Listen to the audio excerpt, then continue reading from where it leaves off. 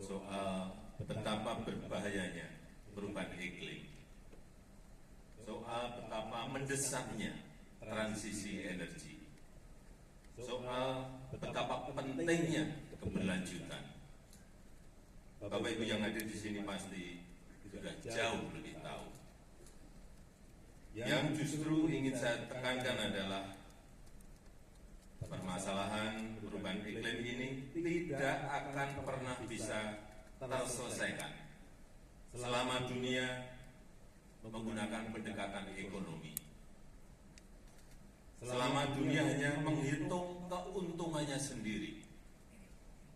Dan selama dunia hanya mementingkan egosentrisnya sendiri-sendiri.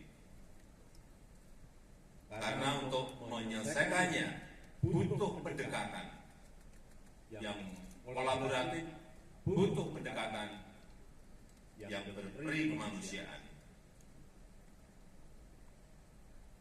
Dan kolaborasi antara negara maju dan negara berkembang.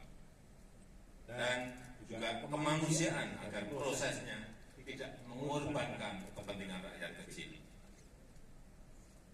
Karena ekonomi hijau bukan hanya tentang perlindungan lingkungan, bukan hanya itu, tapi juga tentang bagaimana menciptakan kesejahteraan bagi rakyat, kesejahteraan yang berkelanjutan bagi rakyat. Dan jangan meragukan komitmen Indonesia dalam mencapai net zero emission dan berkontribusi bagi dunia yang lebih hijau. Indonesia memiliki potensi energi hijau yang melimpah, mencapai lebih dari 3.600 gigawatt. Kami juga memiliki PLTS Apung, pembangkit listrik tenaga surya Apung di Waduk Cirata dengan kapasitas 192 megawatt peak, terbesar di Asia Tenggara dan terbesar ketiga di dunia.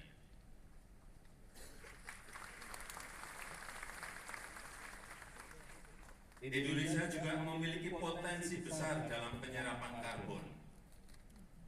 Hutan mangrove kami, hutan mangrove Indonesia itu terbesar di dunia, seluas 3,3 juta hektar, yang mampu menyerap karbon 8-12 kali lebih baik dibandingkan hutan hujan tropis yang banyak orang tidak tahu.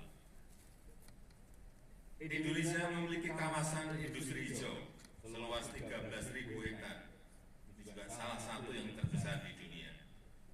Tapi semua itu tidak akan memberi dampak signifikan bagi percepatan penanganan dampak perubahan iklim selama negara maju tidak berani berinvestasi, selama riset dan teknologi tidak dibuka secara luas, dan selama pendanaan tidak diberikan dalam skema yang meringankan negara berkembang.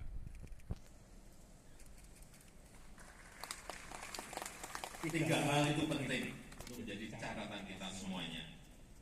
Dan Indonesia sangat terbuka bermitra dengan siapapun untuk memaksimalkan potensi bagi dunia yang lebih hijau, untuk memberikan akses energi hijau yang berkeadilan, untuk mendorong pertumbuhan ekonomi inklusif dan berkelanjutan. Saya harap forum ISF ini dapat menjadi tempat bertemunya pengetahuan, tempat bertemunya pengalaman, tempat bertemunya sumber daya yang dapat menjadi modal bersama dalam berkolaborasi menghadapi tantangan iklim yang ada. Karena kolaborasi bukan pilihan, kemanusiaan bukan opsi, melainkan sebuah keharusan dan kewajiban. Dan dengan mengucap Bismillahirrahmanirrahim, Indonesia International Sustainability Forum 2024 secara resmi saya nyatakan dibuka. Terima kasih. Assalamualaikum warahmatullahi wabarakatuh.